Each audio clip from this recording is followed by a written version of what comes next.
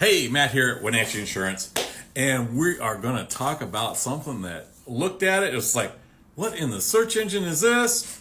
And that is the PPO versus the HDHP when it comes to healthcare. This is what you'll see.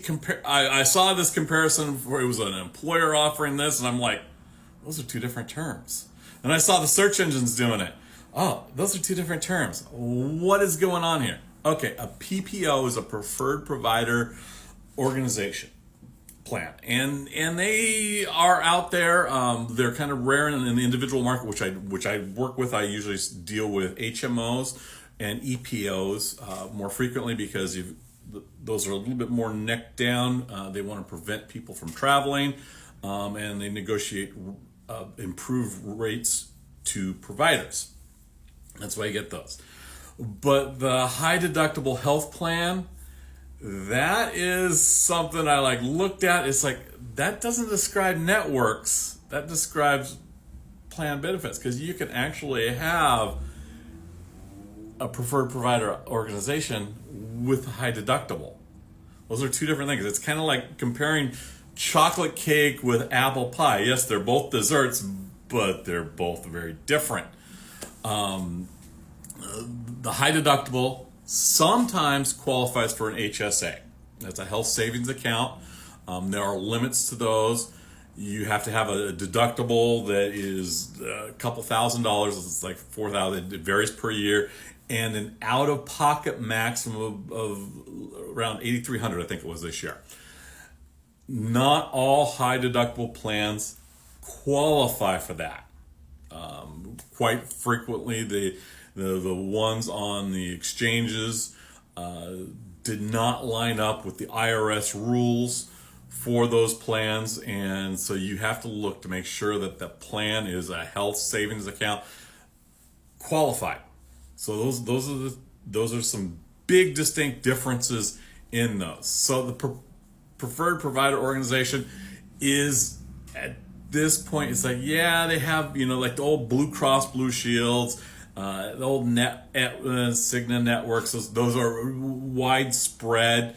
I see a lot of those as kind of a marketing buzzword, and that leads to the search engine buzzwords. So yeah, really pay attention to how those, how that PPO, if they're really laying into, this is a PPO, this is a PPO, this is a PPO, double check. Because I have seen, groups out of Florida that it really kind of didn't work that way. PPOs are kind of nice. I tend to use HMOs because of cost. Most people don't travel more than 150 miles. And so if we're in an area where we've got two primary providers that cover, 95% of the coverage, so having, tied into those networks works well for us. If I was in a big city, maybe not so much. But being rural, that's what you get.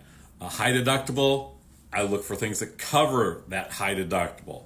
I can backfill. I look for the, what takes place before the deductible. Do I have copays to see my doctor? There are some plans out there that do, some that don't. That's why you want to read into the plans and have someone explain the plans to you. If I've got, $20 to see a doctor, woohoo. Or, $20 lab fees. Awesome.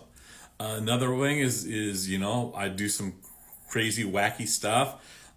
It's nothing to have an accident plan to kind of fill in the gaps if you decide to do the downhill skiing. So there are different ways I can fill in that deductible and make sure I'm covered.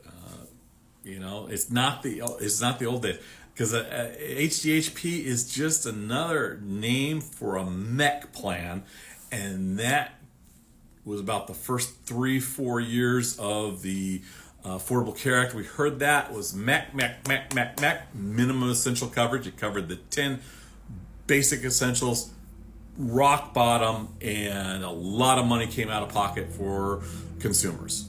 And that's what that HDHP is, kind of a rebranding. Let's kind of switch it up. So yeah, if you've got someone that's comparing a PPO versus an HDHP, it's not really comparing apples to apples. You're just comparing two different attributes.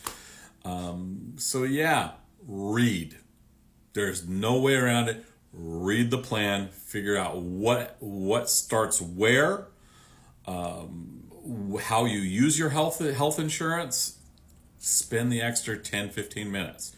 If you are, if you've got someone that can walk you through it, that's trained, woohoo.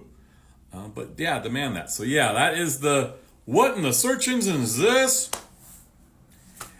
PPO versus HDHP. Yes, it's a whole lot of alphabet, but you can sort through it pretty quick. So hey, if you got any questions, let me know.